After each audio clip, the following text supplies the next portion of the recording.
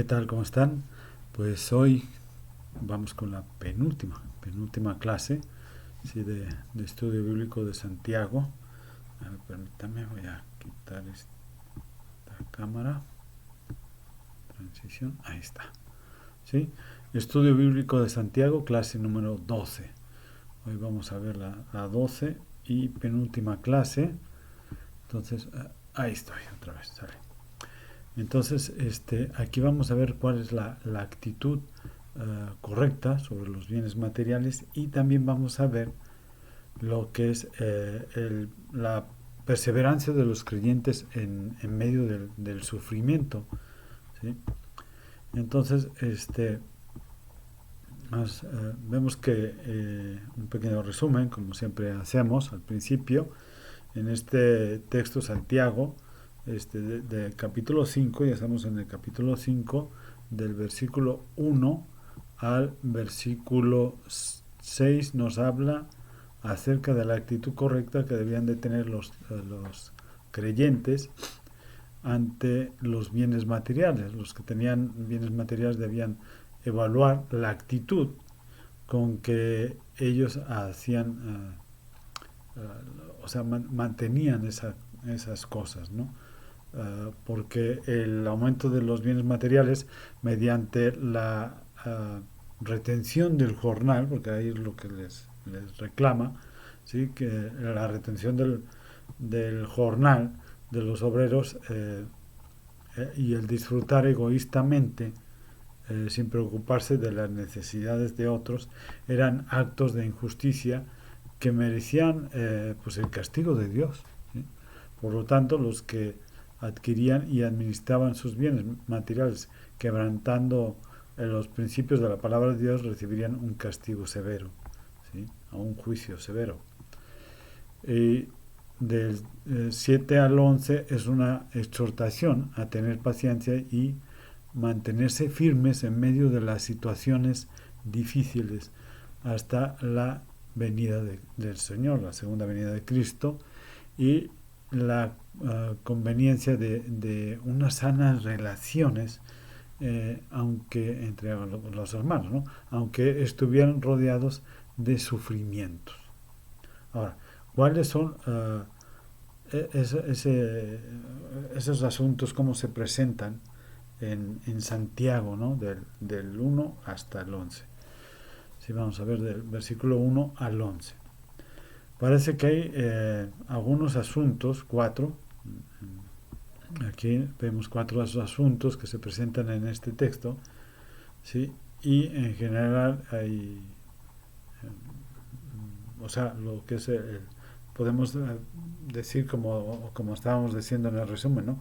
Primero, vemos lo que es las ganancias materiales, el disfrute de las cosas materiales, y en el segundo la relación, ¿sí? Entre los cristianos esperando la segunda venida y enfrentando el sufrimiento. Las personas a quienes se dirigía Santiago en este contexto debían evaluar su situación respecto a los bienes materiales que poseían, a fin de ubicarse en una correcta perspectiva cristiana. Sí, a ver, espérame, adelantar acá. Sí, sí, debían pues, o sea, sí, que ubicarse realmente en lo que tenían y lo que hacían con ello, ¿sí?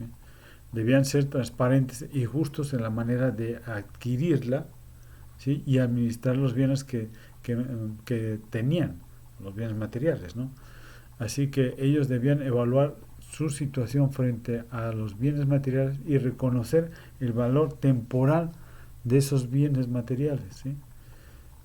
En segundo, Santiago les dijo que ellos estaban haciendo muy mal, estaban actuando en mala forma, pues estaban preocupados por uh, amontonar riquezas aún a costo de las relaciones, o más bien de la retención de los jornales, o sea, del sueldo de los obreros, que sufrían muchas necesidades y no les entregaban eso, o sea, no les pagaban lo convenido. Esto no solamente era ilegal, ¿no? Sino injusto, y serían juzgados por ese comportamiento. Ellos debían ser transparentes en la adquisición de sus bienes materiales y hacer un uso correcto de los bienes que tenían. ¿Sí? 3. Santiago les dijo a sus lectores también que tuvieran paciencia y se mantuvieran firmes en la esperanza de la venida, ante la venida de nuestro Señor. Era cierto que estaban pasando por dificultades, pero la paciencia daría un fruto seguro. ¿Sí? Ellos debían de perseverar con paciencia en la fe del Evangelio, aún en medio del sufrimiento. Y 4, Santiago también les dijo que debían enfrentar positivamente, o sea, con un buen ánimo, ¿sí?, las situaciones difíciles que se les presentaban, sin quejarse unos a otros, porque el Señor siempre tenía misericordia de sus hijos, y actualmente es lo mismo, ¿no? El Señor tiene misericordia de sus hijos. Había evidencias, históricas, ¿no? Podemos ver en la Biblia todas las historias de los hijos de Dios que eran fieles, ¿sí? Y entonces vemos que Dios es fiel con sus hijos y cumplirá su promesa. Por lo tanto, debían mantener buenas relaciones entre ellos, aún en medio de las circunstancias difíciles que los estaban que estaban confrontando en ese momento. ¿Sí? A ver, me faltó eso, ¿eh? Sí, ahí está. Debían mantener buenas relaciones entre ellos, aún en medio de las circunstancias difíciles que confrontaban. ¿Cuáles son los principios que podemos ver o que se derivan de Santiago 5 del 1 al 11?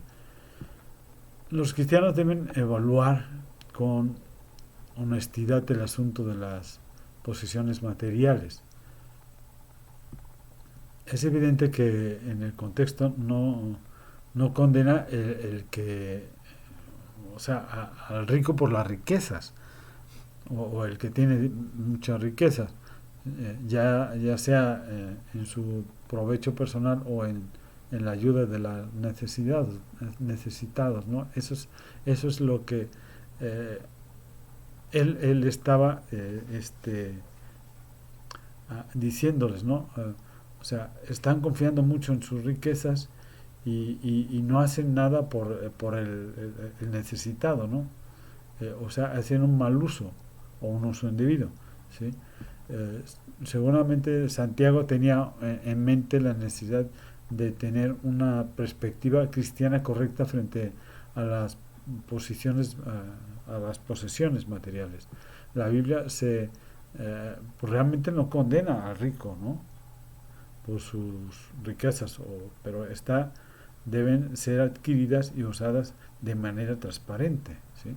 Los cristianos deben reconocer que los bienes materiales tienen un valor temporal incierto. Realmente las personas a quienes se dirigió Santiago debían reconocer que los bienes materiales solo tenían un valor temporal en la vida, ¿no? De modo que no valía la pena almacenarlos así con egoísmo, con avaricia, ¿no? Porque a la postre se desvanece, es algo que se pierde muy fácilmente, ¿no? Y debido al mal uso, al final se reventarían o tendrían un juicio, ¿no?, entre ellos, perdón, en contra de ellos, no entre ellos, sino en contra de ellos, ¿no? Entonces, realmente sufrirían un juicio por el mal uso y por la avaricia y el esfuerzo por tener más y más y más y más, realmente por eso, ¿no? Pero el problema no está en tener bienes materiales, sino en poner en ellos la confianza, ¿no? O sea, poner la confianza en lo material, en los bienes materiales, y hacer a un lado a Dios, porque yo tengo, yo puedo, yo hago, yo soy suficiente y no necesito a Dios, Eso es lo que se estaba condenando, ¿no? Cuando menos lo piense, la riqueza se desvanece, ¿no? Y punto, ya desaparece, ¿sí? ¿Qué sentido tiene entonces almacenar grandes fortunas si en un momento a lo mejor ya ni estamos, nos vamos, ¿no? Los cristianos debemos... a ver, espérame, ahí está. Los cristianos debemos ser transparentes en la adquisición y el uso de los bienes materiales. La crítica de Santiago fue que ellos estaban haciendo mal uso, ¿sí? O estaban haciendo mal, pues estaban almacenando y administrando riquezas de manera ilegal e injusta, mediante la retención del sueldo, ¿sí? De los obreros que sufrían pues necesidades y pues, estaban al día, ¿no? Y mediante la distorsión de la justicia en los tribunales, ¿no? En los tribunales, perdón, aumentando así sus riquezas, ¿sí? Y irremediablemente serían juzgados por este comportamiento malsano, ¿no? Eh, por supuesto, una persona no necesita ser rica para mantener las faltas de que Santiago condena, ¿no? O sea, no necesariamente tiene que tener mucho dinero, ¿no? Sino que cada persona en su nivel es vulnerable a la falta de transparencia de lo que hace. También debemos hacer un uso correcto de los bienes materiales que el Señor nos da, ¿sí? Dios en su gracia ha dado fortuna a muchos, además de evaluar con cómo ha recibido este esos bienes, se deben de reflexionar cómo deben administrarse para la gloria de Dios y el bien del prójimo, ¿sí?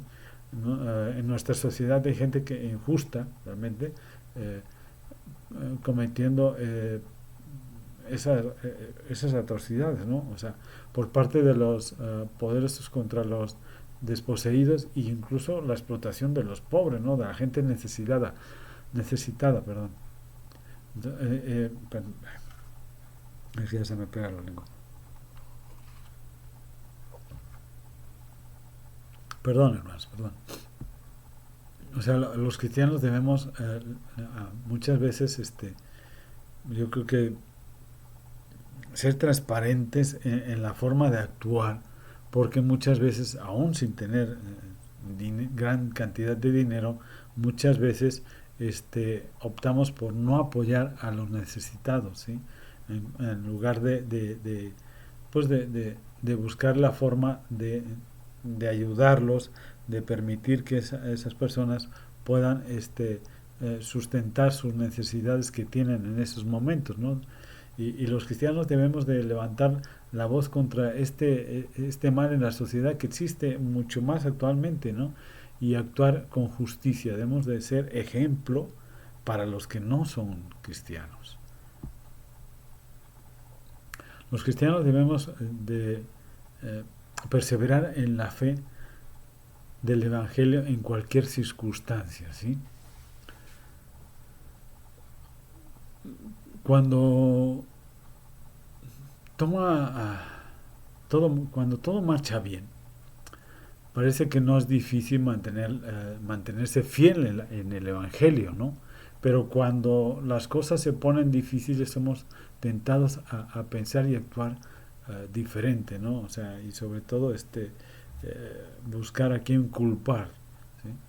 Los lectores de Santiago estaban pasando por situaciones difíciles, muchos de ellos, ¿no? En estas circunstancias les dijo que tuvieran paciencia y mantuvieran viva la esperanza en la segunda venida del Señor. La esperanza en esta segunda venida de Cristo es un gran motivo para mantenerse firmes en la fe, ¿sí? Aún en medio de las situaciones difíciles que confrontamos día a día. Y parte esencial de la fe cristiana es esa esperanza en la segunda venida de Cristo. No solo creemos que Cristo vino, que murió, resucitó y ascendió a la diestra del Señor, sino que también volverá de nuevo, ¿sí? Vendrá por segunda vez como gobernante triunfante de todo el mundo, ¿no? No sabemos el día ni la hora cuando vendrá de nuevo el Señor, pero sabemos que lo hará, que volverá. El cuarto, espérame. Ahí está. Los cristianos debemos mantener una buena relación con nuestros hermanos, aún en medio de las situaciones difíciles. Santiago exhorta a sus lectores no solo a tener paciencia, sino también a la convivencia mientras aguardaban la segunda venida de Cristo. ¿Sí? Les dijo, o les decía, a, su, a sus creyentes o a sus lectores, que debían enfrentar positivamente, o sea, con buen ánimo, las situaciones difíciles que se les presentaban día a día, ¿no?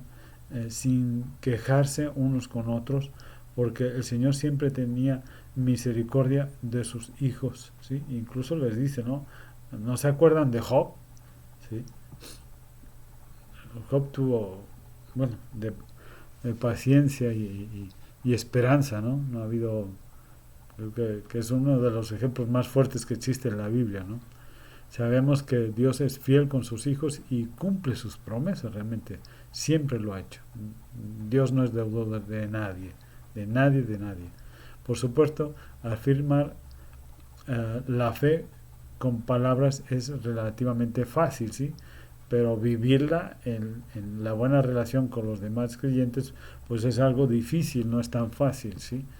Pero conocer la verdad, no vivirla pues es negarla, ¿no? Realmente. Tal vez los peores enemigos del cristianismo somos los mismos cristianos, ¿no? Cuando no obedecemos la palabra de Dios y optamos por seguir egoístamente los deseos de nuestro corazón, ¿sí? Y apartarnos del cumplimiento de la palabra, ¿no? Ese es lo más tremendo, ¿no? Lo que a veces decimos, ¿cómo es posible, ¿no? Pero bueno, ¿cómo se puede aplicar estos principios, ¿no? Ya estamos terminando. En primer lugar, hemos dicho que los cristianos debemos de evaluar honestamente pues el asunto de las posesiones materiales, ¿no? Los bienes materiales. Sencillamente,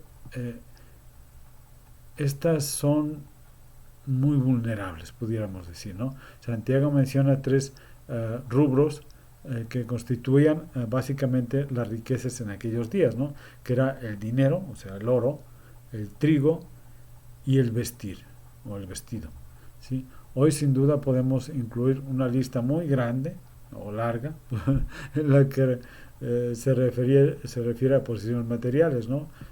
Actualmente hay muchas, ¿no? Pero todos son igual de vulnerables, ¿no? Que en aquella época, igual actualmente. Todas son temporales, pasajeras e inútiles en lo que respecta a la felicidad humana, ¿no? Al bienestar humano o de la persona, ¿sí? Todos sabemos bien que debemos de hacer riquezas, pero no materiales, sino espirituales, ¿sí? Todos sabemos que hay cosas muy importantes para la vida que ninguna cantidad de dinero puede comprar, ¿no? Por ejemplo, el dinero puede comprar medicinas, pero no la salud. Puede comprar una casa, pero no un hogar, ¿no? Puede, no sé, comprar diversión, pero no la felicidad. Puede comprar comida, pero no el apetito, ¿no? Puede comprar una cama, pero no el sueño. Puede comprar un crucifijo, pero no la salvación. Y hasta puede comprar una vida holgada, ¿sí? Pero no la vida eterna. En verdad, las riquezas son ingratas si no son administradas correctamente. No necesitamos ser ricos para caer en la trampa de confiar en lo que tenemos realmente, ¿no? En nuestra sociedad hay el afán desmesurado, descontrolado por adquirir cosas, ¿sí? Y a veces es por simple competencia entre vecinos, entre conocidos, entre unos y otros, ¿no? ¿sí? Y sobre todo la búsqueda de seguridad, ¿sí? De saberse seguro de lo que por todo lo que tiene, él se siente más seguro y realmente eh, es lamentable esto que mucha gente deposite su confianza en las cosas que posee, ¿no? Las cosas materiales son extremadamente vulnerables, hoy las tenemos, mañana ya no, ¿sí? No podemos confiar ni siquiera en la vida, pues a la otra de la esquina hay un inhumano que se apropia del derecho de quitárnosla, ¿sí? Porque a fin de cuentas nuestra vida depende de Dios, no de nosotros. Él tiene el derecho de quitárnosla o preservarla, ¿sí? Pues nuestra vida le pertenece a Él. Él nos ha creado. Él nos puede quitar la vida o mantenerla. Los cristianos también hemos... perdón, segunda. Vamos a continuar porque si no luego me extiendo mucho.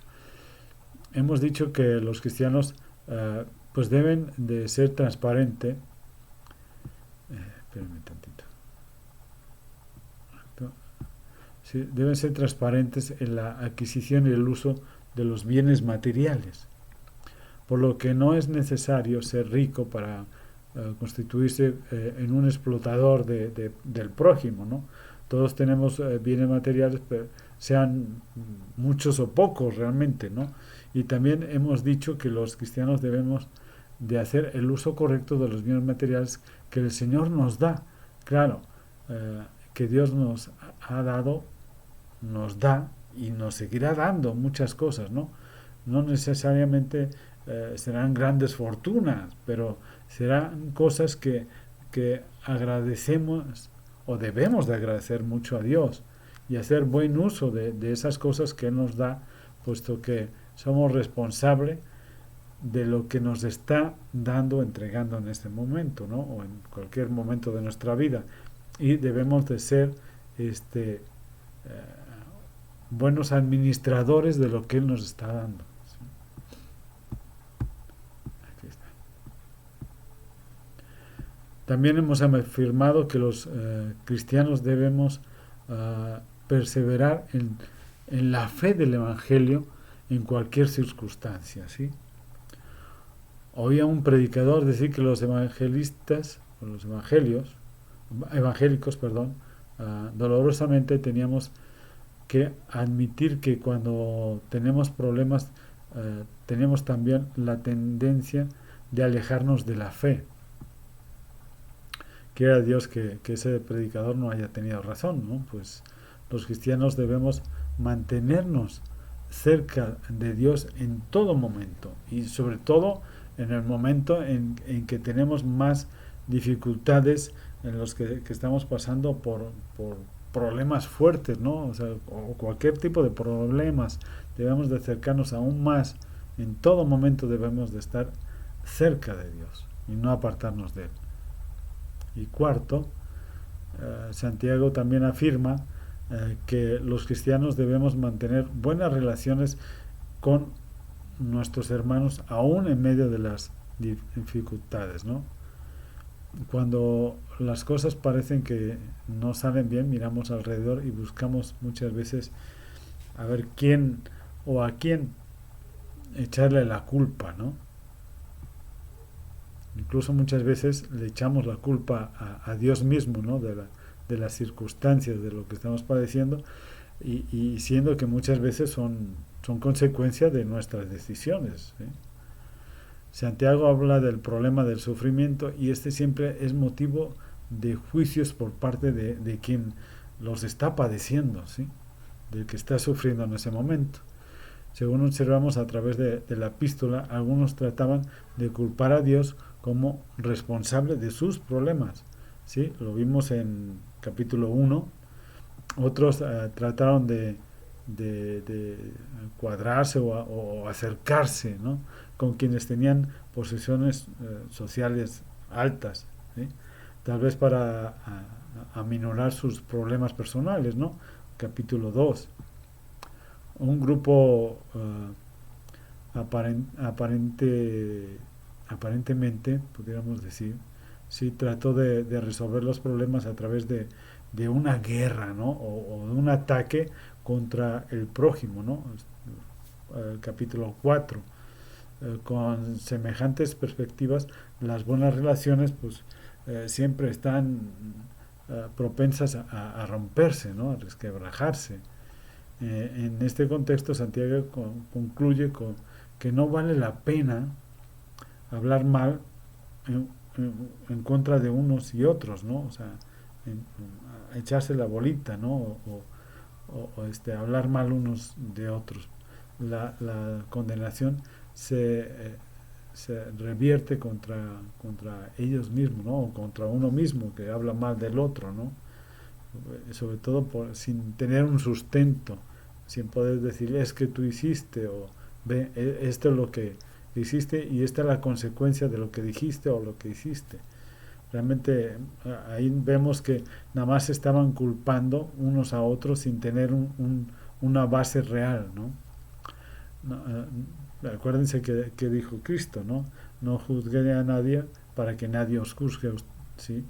Eso se los dijo a los discípulos, ¿sí? Mateo 7, versículo 1 y 2.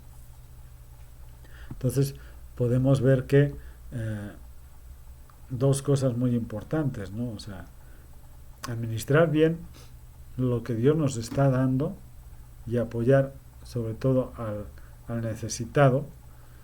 Y la otra es tratarse bien entre los hermanos, ¿no?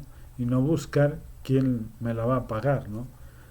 Sino que debemos de actuar como forma de la palabra de Dios, ¿sí? Y amarnos unos a otros, orar unos por otros, buscar la forma de apoyarnos unos a otros. Por eso somos hermanos en la fe, no contrarios en la fe, ¿no? ¿De acuerdo? Bueno, hermanos, que Dios los bendiga, los cuide mucho y nos vemos la próxima semana. Hasta luego.